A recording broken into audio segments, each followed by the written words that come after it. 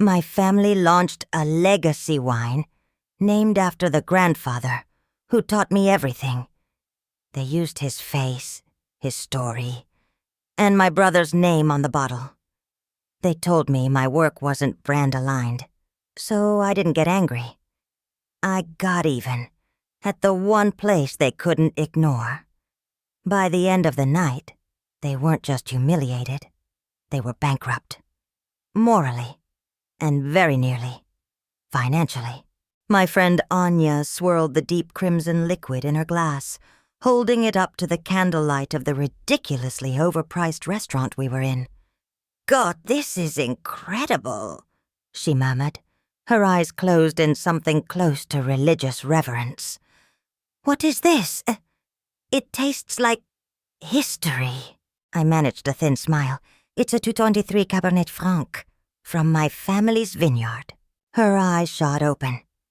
"Elena, this isn't from your family's vineyard. I've had your family's stuff.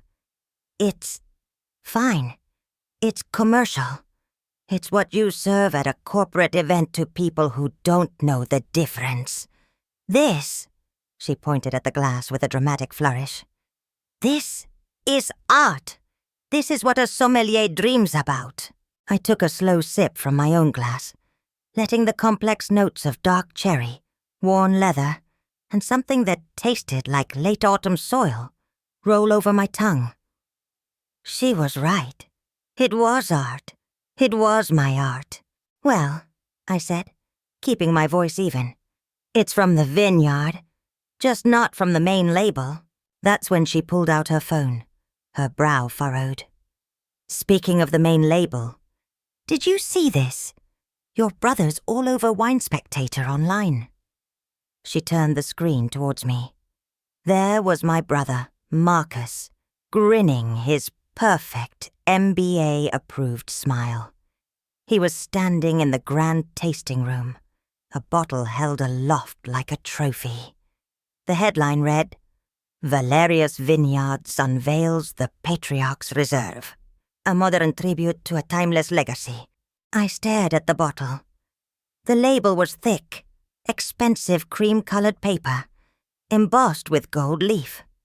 And there, etched in charcoal, was a portrait of my grandfather, Julian Valerius. My heart did a painful little flip. Below his face, in elegant script, it read, "Winemaker, Marcus Valerius." "Wow," Anya said, scrolling through the article. "They're really going all out. $150 price point, a release gala at the estate next month. It says here it's the culmination of 5 years of work to honor your grandfather's vision." I felt the blood drain from my face. 5 years.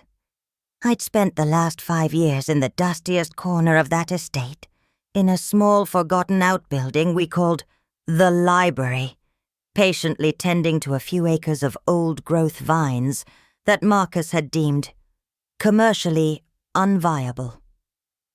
I'd spent 5 years perfecting the very techniques my grandfather had taught me, bottling my experiments under a quiet, personal label I sold to a handful of local restaurants. The wine in Anya's glass was one of those bottles, the culmination of my work. And there he was, my brother, putting his name on a bottle of mass-produced juice and calling it a tribute to the man whose philosophy he'd systematically dismantled. "Elena, you okay?" Anya's voice cut through the fog. "You look like you just saw a ghost." "Something like that," I whispered, forcing another smile that felt like cracking plaster. I didn't realize the launch was so soon." I lied. I knew exactly when the launch was. I knew because 2 weeks ago, I'd been in a marketing meeting where Marcus had unveiled the final bottle design. When I'd seen Grandfather's face, and then Marcus's name, I'd felt a hot, sharp pang of betrayal. I'd waited until after the meeting, catching him by the massive oak barrels in the main cellar. "You can't be serious," I'd said, my voice barely a whisper. "Winemaker, Marcus Valerius? Marcus, you spend 80% of your time on conference calls with distributors. You haven't pruned a vine in a decade. He'd sighed, that long-suffering sigh he reserved just for me. Elena, it's about the brand. I'm the face of the brand. It's a cohesive narrative. The narrative is a lie. I'd shot back, my voice rising. Grandfather's legacy wasn't about branding. It was about the soil, the fruit. It was about honesty in a bottle. You're putting his face on a product that was focus grouped and chemically balanced in a lab to appeal to the millennial luxury market. He'd set his jaw, his eyes turning cold. And that product is what's keeping the lights on in this place. Your little art project, he gestured vaguely in the direction of my cellar, is a rounding error. It's a hobby. It's not the future of Valerius Vineyards. The Patriarch's Reserve is the future. He took a step closer.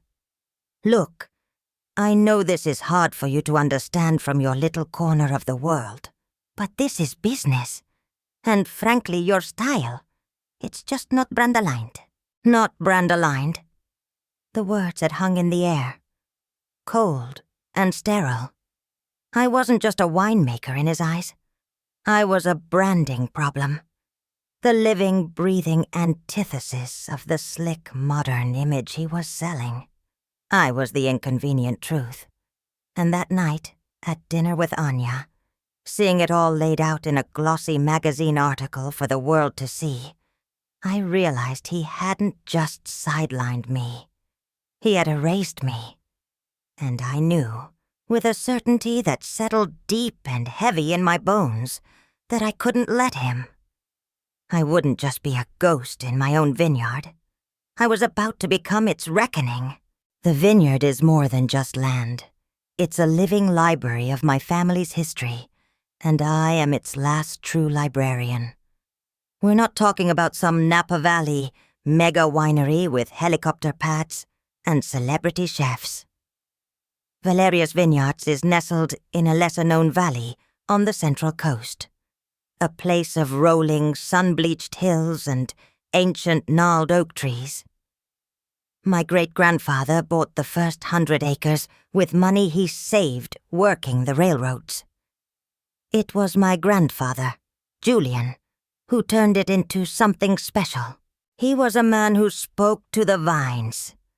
I know how that sounds, but it's the truth. He walked the rows every single morning, a mug of black coffee in one hand, his calloused fingers gently touching the leaves, the soil, the nascent grapes. He believed the winemaker's job wasn't to force the wine to be something, but to listen to what the land wanted to give. "We are just stewards, Elena," he'd tell me, his voice raspy like dry leaves. "The story is already here, in the dirt. We just have to be quiet enough to hear it." I was his shadow. While my older brother Marcus was inside, poring over business magazines by the age of 12, I was trailing Julian through the vineyard. He taught me how to read the fog, how to taste the iron in the soil after a rain, how to know by the scent of the air when the grapes were ready. He'd crush a single grape between his fingers and have me taste the juice, asking, "What does it tell you? Is it happy? Is it tired?" Marcus thought we were insane. He was all about efficiency, scale, and market penetration. He went off to get his MBA from Stanford while I stayed and worked the harvests, my hands perpetually stained purple. When he came back with a PowerPoint presentation. He talked about optimizing yield, leveraging our brand identity, and streamlining production. My parents, tired after decades of running the place, were dazzled by his confidence and his spreadsheets. They made him CEO. My grandfather had passed away 2 years prior, and with him, The soul of the vineyard seemed to go into a long, slow hibernation. The first thing Marcus did was rip out a 5-acre block of heritage Zinfandel vines, some of the oldest on the property. "Low yield, susceptible to rot," he'd declared, clipboard in hand. "We're replacing it with a high-density planting of Sauvignon Blanc. It's what the market wants." I'd stood there, watching the old twisted vines being torn from the earth, and felt like I was watching a desecration. Those were the vines Grandfather Julian had called his grumpy old men, the ones that produced the most complex, interesting wine on the property. Our relationship, already strained by our fundamentally different views of the world, fractured. I was relegated to head of viticultural heritage, a meaningless title Marcus invented to placate me. It meant I was given the small 6-acre plot at the far end of the property, the one with the original gnarled Cabernet Franc vines my great-grandfather planted. They were too much work, Marcus said. The yield was too low to be profitable. I could play with them as my little passion project. So that's what I did. I poured every ounce of my grandfather's teaching into those 6 acres. I farmed them organically, by hand. I used natural yeasts, old-world techniques, and an patience that bordered on the fanatical. I didn't have a marketing team or a fancy tasting room. I had a cold stone cellar, a few dozen French oak barrels, and the ghost of my grandfather whispering in my ear. The wine I made was quiet, complex, and utterly uncompromising. It was everything Valerius Vineyards used to be, and everything it no longer was. The main operation under Marcus churned out hundreds of thousands of cases of perfectly pleasant, perfectly forgettable wine that won middling reviews and sold well at Costco. He was a business success. The family was proud. They saw his quarterly reports and his glossy magazine features. They saw the new bottling line he'd invested in and the sleek, minimalist labels he'd designed. They didn't see me, covered in dirt and sweat, tasting grape after grape, trying to hear the story the land was telling. They didn't taste the wine that came from that story. To them, I was just eccentric Elena, the sentimentalist living in the past, pottering around with her hobby while her brilliant brother built an empire. They tolerated me, but they didn't see me. Not really. The Patriarch's Reserve wasn't just an insult. It was the logical conclusion of my slow, steady erasure from my own family's legacy. They were bottling the story, but they had gotten the author wrong. The humiliation was a slow burn, a quiet poison that seeped into everything. It wasn't one big dramatic moment of shouting. It was 1,000 tiny cuts.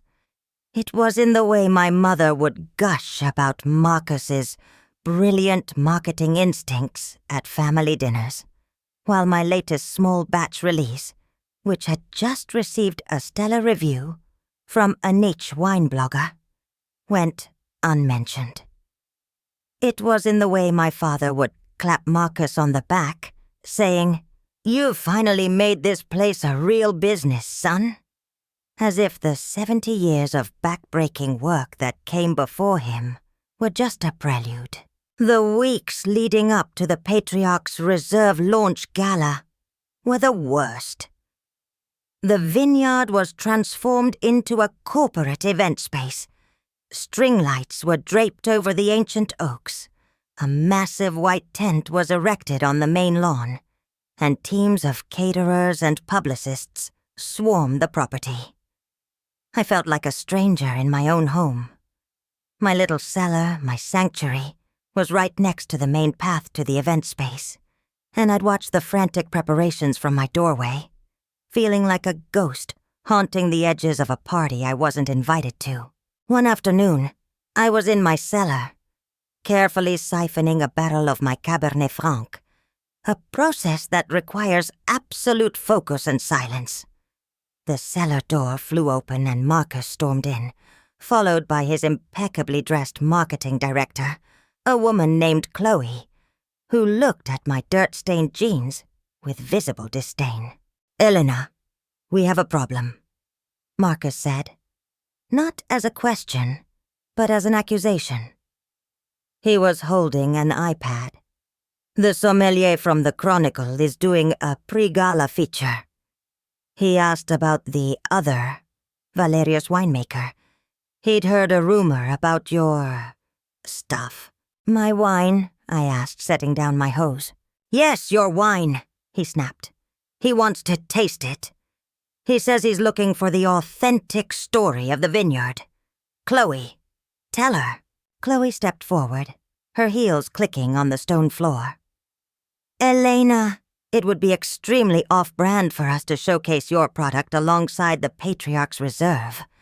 Your wines are rustic. The narrative we are pushing is one of modern premium elegance. It would create brand confusion." "Brand confusion?" I repeated the words, tasting their absurdity. "He's a wine critic. He's not a focus group. He wants to taste what the land can do. The land, under my direction, is doing the Patriarch's Reserve," Marcus said, his voice dangerously low. "That's the story. We can't have you muddying the waters with your little science experiments." He gestured around my cellar, at my meticulously kept chalkboards, my small basket press, my carefully stacked barrels. This whole aesthetic, it's not the Valerius vineyards of today. I need you to tell him you're not available. Tell him your current vintages aren't ready for tasting." I stared at him, the cold fury building in my chest.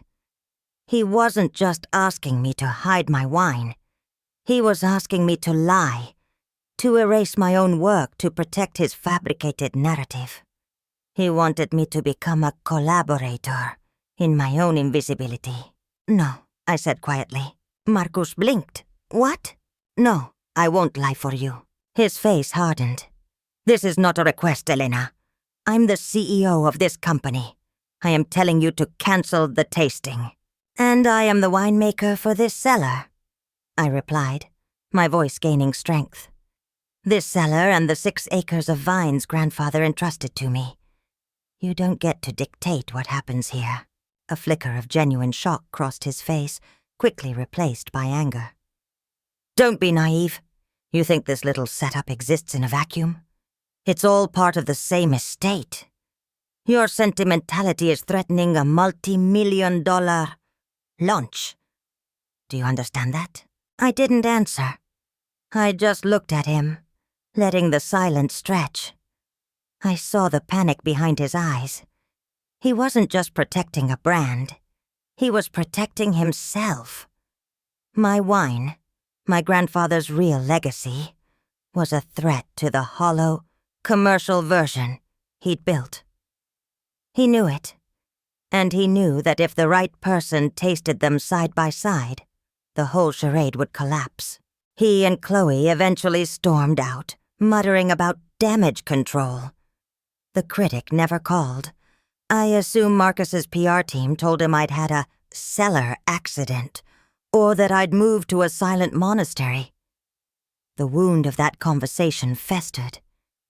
It wasn't just that he didn't respect my work.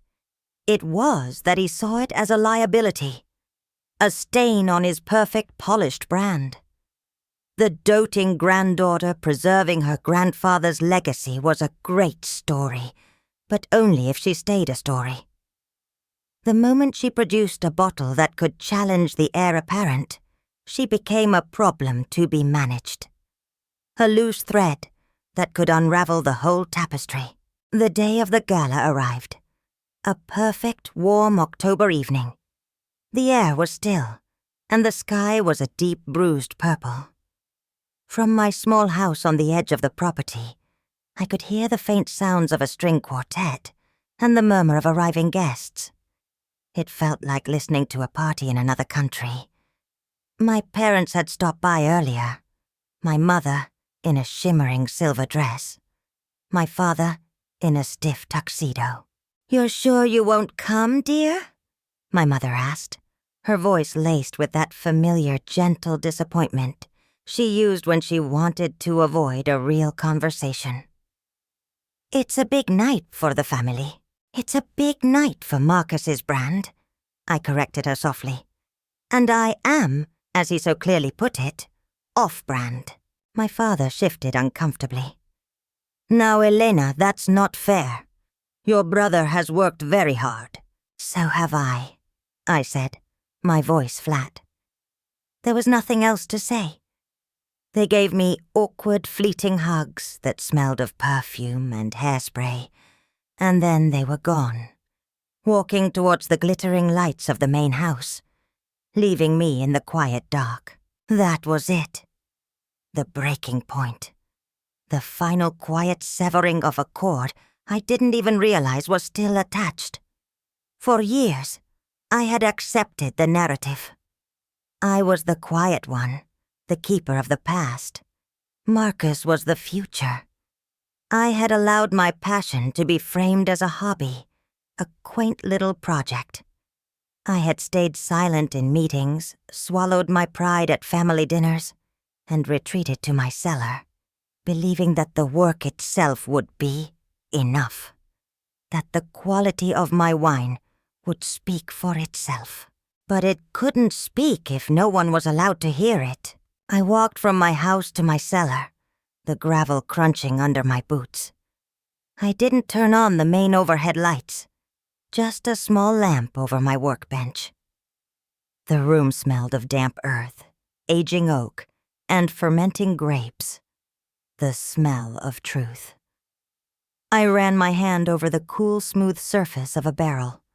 Inside was my 2022 vintage of the Ghost Vine, my name for the Cabernet Franc. It was the best wine I had ever made. It was complex, elegant, and powerful. It tasted like my grandfather's stories. It was everything the Patriarch's Reserve pretended to be. And in that moment, a plan began to form. It wasn't born of rage, but of a cold, clear certainty. Marcus had built his launch around a story. I was going to challenge it with a better one. A true one. The North Coast Wine Challenge was one of the most prestigious blind tasting competitions in the country. The deadline for entries was in 3 days. It was a long shot. They received thousands of submissions. But winning there, a medal from the challenge, wasn't about marketing or PR. It was an objective measure of quality, decided by master sommeliers and the most respected palates in the industry. It was a judgment based on nothing but the liquid in the glass. I pulled out my laptop, the screen's glow illuminating the silent cellar. I found the entry form online. Winery, Valerius Vineyards. That part was true. Wine. Name. The Ghost Vine. And under winemaker, I paused for only a second before typing my own name. Elena Valerius. I packed up 2 bottles, carefully wrapping them in protective casing. I drove to the nearest 24-hour shipping center, the box sitting on the passenger seat like a sacred object. As I handed it to the clerk, I felt a strange sense of calm. I wasn't just shipping 2 bottles of wine. I was shipping a message. I was sending my truth out into the world, to be judged on its own merits, far from the shadow of my family's brand. I had no idea if anyone would listen, but for the first time in a very long time, I was refusing to be silent.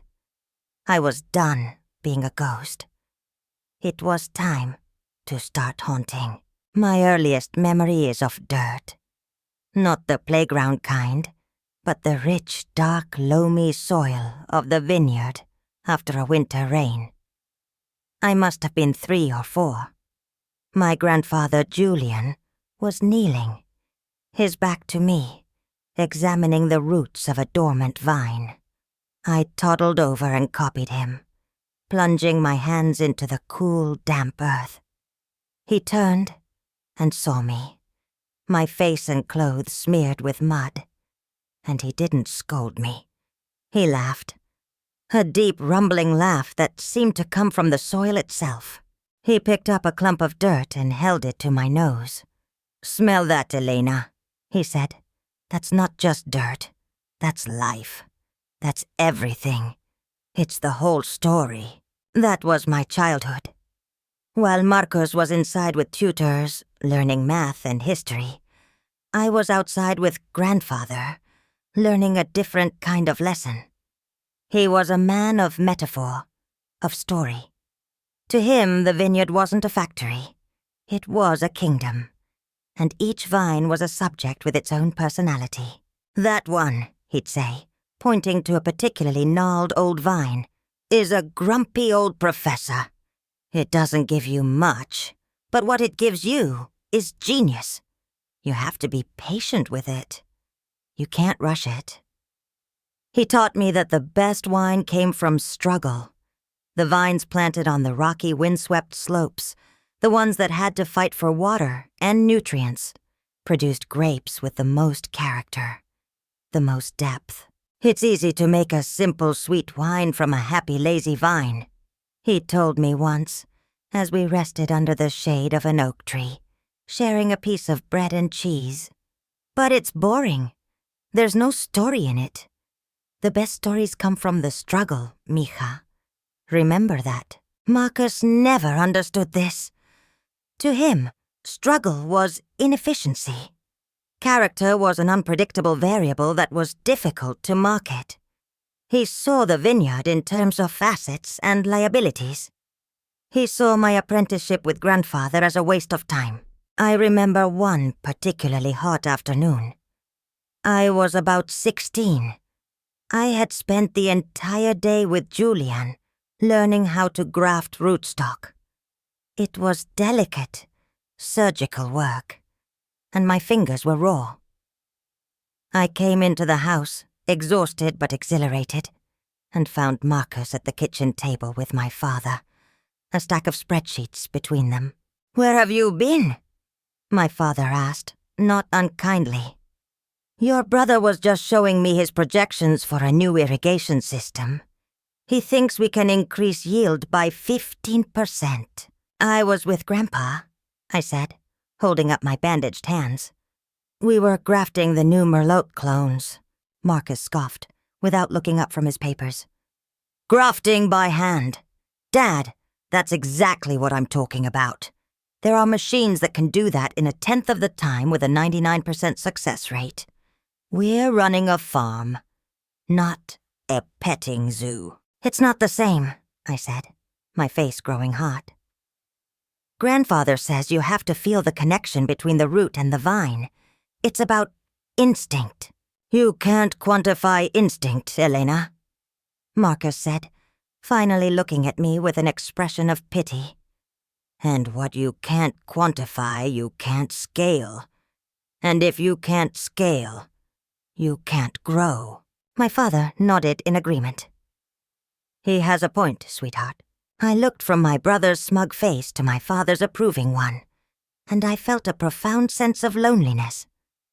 They were speaking a language I didn't understand, and they had no interest in learning mine. To them, the vineyard was a math problem. To me and to my grandfather, it was a poem. After Grandfather Julian died, that divide became a chasm.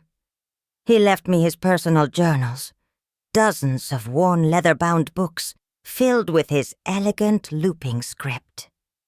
They were filled with observations about rainfall, soil pH, and budding times, but also with poems, sketches of birds, and philosophical musings. On the inside cover of the first journal, he'd written, "To my Elena, never let them turn our poetry into prose." I kept those journals in my cellar. They were my Bible. When Marcus presented his plan for the Patriarch's Reserve, claiming to honor grandfather's legacy, I wanted to scream. I wanted to stand up in that marketing meeting and read from the journals. I wanted to show them the man who wrote, "A wine should not shout. It should whisper secrets the earth has been keeping," and ask them how they dared put his face on a bottle that screamed of focus groups and commercial ambition. But I didn't. I stayed quiet, just like I always had. Because in my family, Marcus's prose was the language of success. My poetry was just the sentimental scribbling of a girl who still believed in ghosts and whispers. Submitting my wine to the challenge wasn't just an act of defiance against my brother. It was a promise to my grandfather. It was my way of ensuring his poetry would finally be read. The news that I had entered the North Coast Wine Challenge landed in the main house like a grenade. I hadn't told anyone. I suppose I thought it would just be my own quiet secret. A lottery ticket I'd bought that would almost certainly not win. But the competition organizers published a full list of entrants online. A local wine blogger, one who followed the vineyard, saw the 2 separate entries from Valerius Vineyards and posted about it on social media. A sibling showdown? He'd cheekily captioned it. The corporate powerhouse versus the cult classic. This is going to be interesting. My phone started buzzing before 8 in the morning. It was Marcus. I ignored it. Then a text. "Call me. Now." I ignored that too. An hour later, I was walking the rows of my 6-acre plot, checking the buds, when I saw him marching towards me from across the vineyard, his dress shoes sinking slightly into the soft earth. He looked comical, a CEO out of his natural habitat. "What the hell do you think you're doing?" he yelled from 20 yards away. I waited until he was standing in front of me, breathing heavily. "Good morning to you, too. Don't play dumb with me, Elena. The wine challenge. Are you trying to publicly humiliate this family?" I met his gaze, my calmness a stark contrast to his vibrating rage. "I'm trying to get an honest opinion on my wine. Isn't that what competitions are for?" "This isn't about an honest opinion," he spat. "This is a calculated attack. You waited until the launch of our flagship product, and then you entered a competing wine under our own family name to deliberately sabotage me." I almost laughed. The sheer arrogance of it, the assumption that my actions could only ever be a reaction to his. "Marcus, you seem to be under the impression that the universe revolves around you and your marketing schedule. I entered my wine because I believe it's good.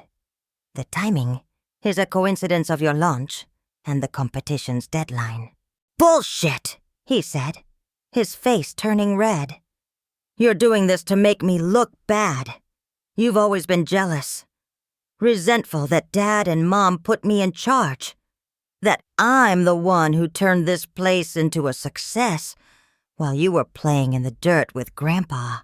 The mention of our grandfather was a spark to dry tinder. "Playing in the dirt," I said, my voice dropping to a dangerous low. "I was learning.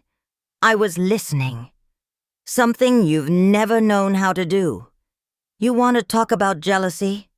You're the one who was so insecure in your own abilities that you had to steal Grandfather's face and his legacy and slap it on a bottle of your soulless, committee-made garbage wine." He flinched as if I'd physically struck him. "That wine is going to make more in its first year than your little hobby cellar will make in a lifetime. This was never about money for him." I shot back, my voice finally rising to match his. "And it's not about money for me. It's about respect. For the land, for the fruit, and for the man who taught us that winemaking is supposed to mean something. You put his picture on a lie, Marcus. You cashed in his integrity for a price point. So don't you dare talk to me about humiliation. You humiliated his memory the second you approved that label. We stood there, panting, the morning fog swirling around our ankles. The decades of unspoken resentment, of being pigeonholed and dismissed, of fundamental philosophical opposition, were all laid bare between the rows of the very vines that were at the heart of our conflict. "I want you to withdraw," he said finally, his voice tight with control. "Withdraw your entry.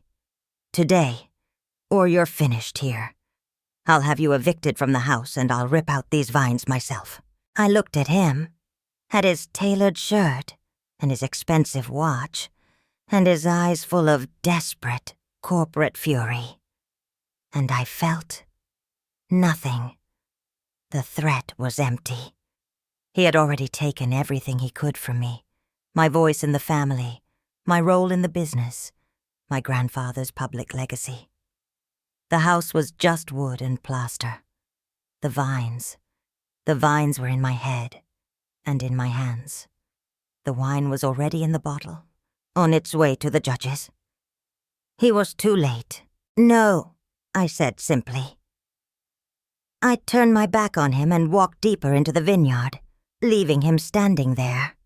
A king who had just realized his decrees meant nothing in the one part of the kingdom that truly mattered.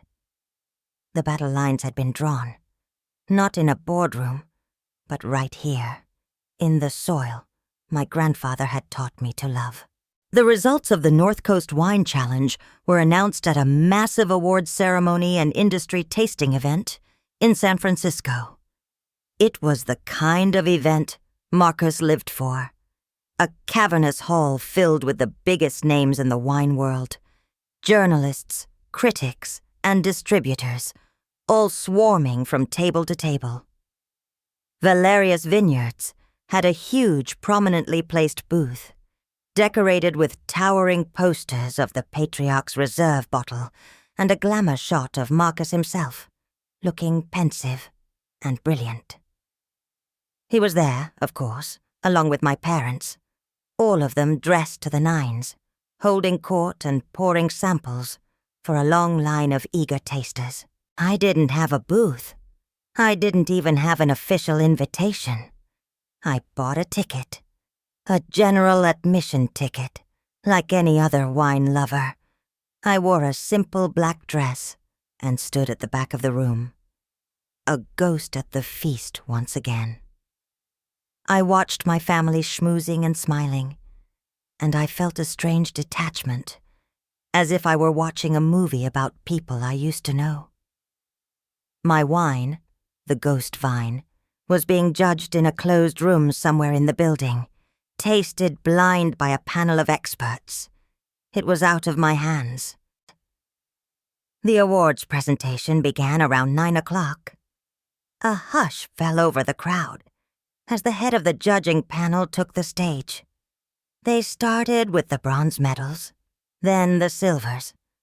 I scanned the list of winners projected on the huge screens, and then I saw it. Silver medal, Red Bordeaux blend category, the Patriarch's Reserve, Valerius Vineyards. A polite smattering of applause went through the room. I saw Marcus on the floor, smiling broadly and accepting handshakes. A silver was respectable. It was a good showing for a new wine. It was validation. My mother was beaming, her hand on my father's arm.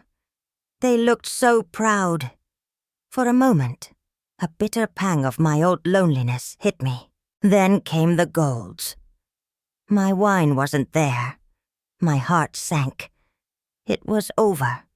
I had made my stand, and it hadn't been enough. I had picked a fight I couldn't win. I started to turn, ready to slip out of the hall and drive the long, dark highway home. "And now," the announcer boomed, his voice echoing, "for our highest honors, the double gold medals awarded only to those wines that received a unanimous gold medal rating from every judge on the panel. These represent the best of the best. They started reading the list. A Chardonnay from Sonoma, a Pinot Noir from the Russian River Valley, and then double gold, red Bordeaux blend category, the Ghost Vine, Valerios Vineyards. The name just hung there in the air. Time seemed to stop. I saw my brother's smile freeze on his face. He turned to my father, his expression one of pure, uncomprehending shock. My mother's hand flew to her mouth. Heads started turning in the crowd. Whispers erupted. 2 wines from Valerius? Who made the Ghost Vine? But the announcer wasn't finished. And finally, we come to the award for Best in Show. Red Wine of the Year. This prize goes to the red wine that our judges deemed the most exceptional, the most profound, and the most memorable of all entries. This year, the award goes to a wine that stunned our panel with its complexity, its elegance, and its incredible sense of place. The red wine of the year is the Ghost Vine from winemaker Elena Valerius. My name. He said my name. It echoed through the giant hall, amplified and undeniable. The projector screen flashed my name under the name of the wine, Elena Valerius. Suddenly, a spotlight swung through the crowd, searching for me. 100 faces turned in my direction. For a split second, I saw my brother's face across the room, illuminated by the sweeping light. It was a mask of pure, unadulterated fury and disbelief. Someone nudged me. "Go on," a woman next to me whispered. "That's you. Go." My legs felt like they were filled with sand, but I moved. I walked from the back of the room, through the parting crowd towards the stage. It felt like a dream. As I passed my family's booth, I didn't look at them, but I could feel their eyes on me, hot with shame and confusion. I walked up the steps and accepted the heavy, gleaming trophy. I stood at the podium, looking out at a sea of faces, and for the first time in my life, I felt seen. I felt the aftermath was a blur. I was mobbed. Critics who had never heard of me were shoving business cards into my hand. Distributors who wouldn't have given Marcus the time of day were asking for my cell number. A writer from Wine Spectator, the same publication that had just featured my brother, was asking for an exclusive interview. "Tell us everything about the Ghost Vine," she said. "The world is going to want to know this story." I never spoke to my family that night. I saw them pack up their booth early, their silver medals looking like cheap trinkets, next to the grand trophy, in my hands. They left without a word. The next morning, my phone was a constant blaze of calls and emails. Offers to buy my wine, offers for distribution deals, offers to fund an expansion of my own label. The biggest offer came from a well-respected national distributor. They wanted to buy my entire vintage, and they wanted to sign me to a multi-year contract. But there was a condition. They wanted exclusivity. They wanted to build a brand around me and my story. They couldn't do that if I was still associated with the main Valerius Vineyards label.